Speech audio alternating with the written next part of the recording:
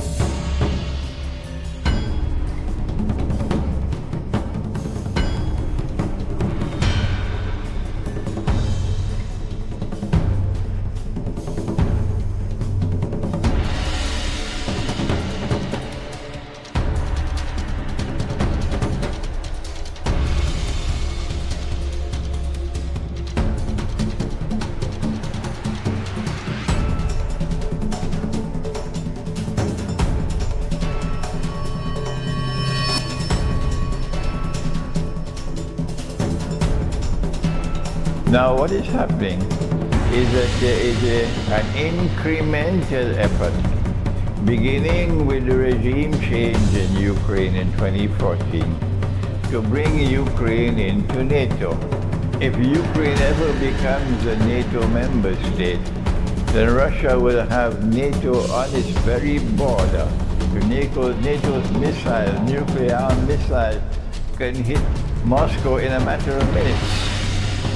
This is not a security option that Russia is prepared to accept at all. And so Russia has put its foot down. This is our red line. Whether you accept our red line or you don't accept our red line, that's your choice. This is our red line, that we will not allow a next-door neighbor state to pose such a tremendously dangerous threat to our security. So we're going to take steps to ensure the protection of our own security. When the Soviet Union wanted to put nuclear-armed missiles in Cuba, the Kennedy administration decided that this was too great a security threat for the United States. And so they put a quarantine around Cuba, that they would not allow any Soviet ships to enter Cuba without being searched, so that no nuclear missiles can be shipped to Cuba. And that was 1962, and the world watched. We were on the brink of nuclear war. Does Cuba have the right? Does Cuba have the right to do what it wants on its own territory? At that time, the United States said, no, Cuba does not have the right to pose a significant threat to the United States. And so the United States intervened, and American ships, the Navy surrounded Cuba, and the Soviet ships were coming with missiles. And when they almost reached Cuba, and there was going to be confrontation, the Soviet ships turned around and went back home.